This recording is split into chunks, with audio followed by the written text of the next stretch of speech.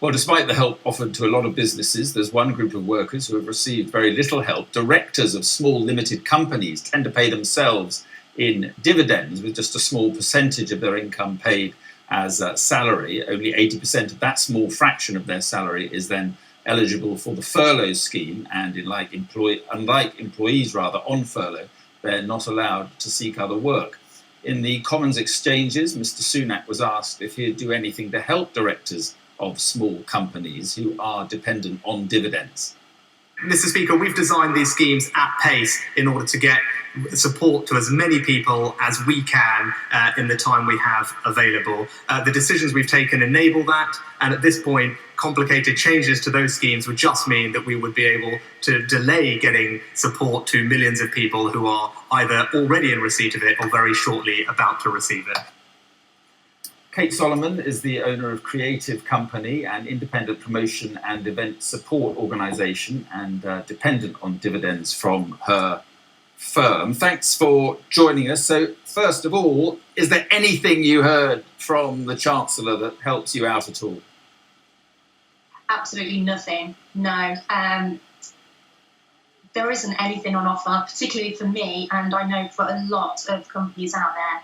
We are falling through the gaps, and the schemes that they're so positive about and putting out, they've done a wonderful job in looking after a lot of people in the economy, but there are still millions of us that are missing out. Right, we'll talk about why you're missing out in a moment, or what your view of it. But are the micro loans no good to you then? A £50,000 loan to tide you over? Is that no good for you? No, for me, I started my business without a loan. I set up myself. I've never had to borrow money before, and this would put me in a very difficult position. And I know a lot of other people it would also. We don't want to borrow money. We're not looking to put ourselves riddled with debt to come out of this.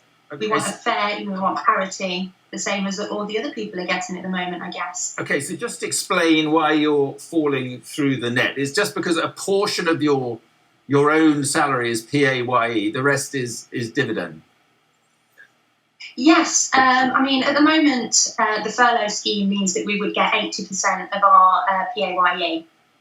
The reason we take our finances that way is we don't always know what's coming in from month to month. So, for example, I run an event company. My last event was back in December.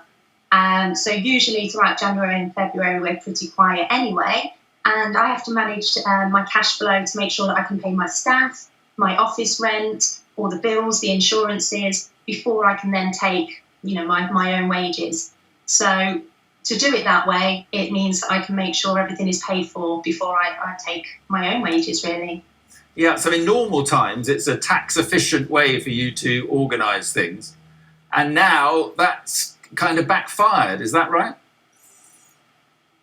I think the misconception is that it's a tax-efficient way. I read that Andy Chamberlain from the IPSC had said that, since dividend tax had changed, it no longer is as beneficial to us for that reason. So it's not necessarily the reason that we do it that way. It's to give us agility to be able to balance cash flow throughout the months and make sure that we can pay our bills and everything before we take our own wages. Is one of the complications, do you think, that it's difficult for the Chancellor or whoever's doing it to work out what they could be paying you, because it's not all PAYE? It's a difficult area. Is it just too complicated for them, do you think? I believe that's what they've highlighted, but I don't think it is. We're not talking about taking dividends on investment. We're talking about small businesses here that take a proportion of PAYE and we take dividends on our income. If we go for a mortgage, they can take both into account. There's the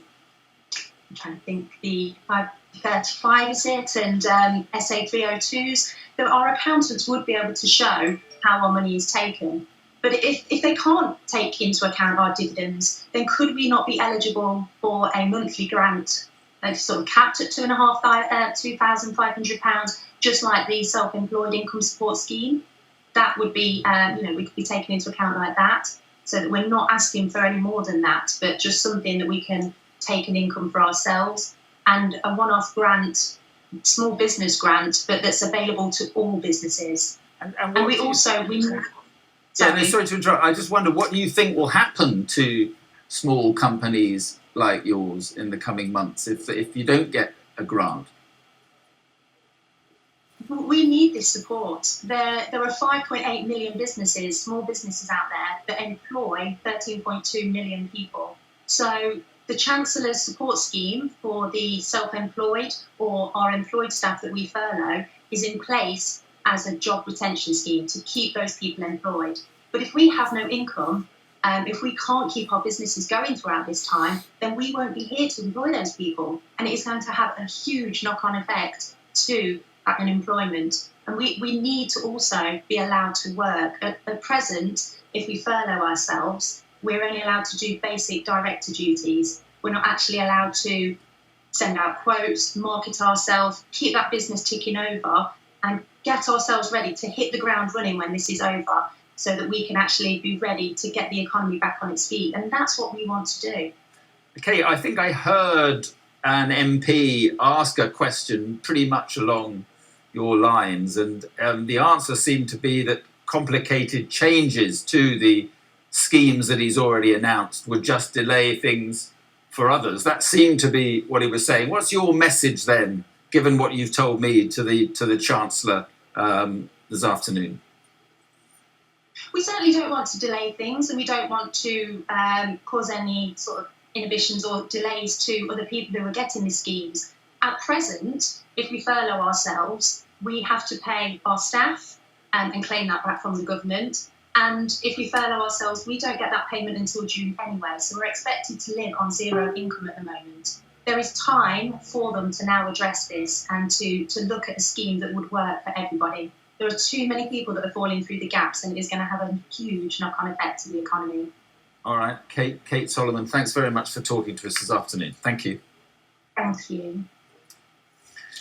This is Virus Pandemic Global Emergency.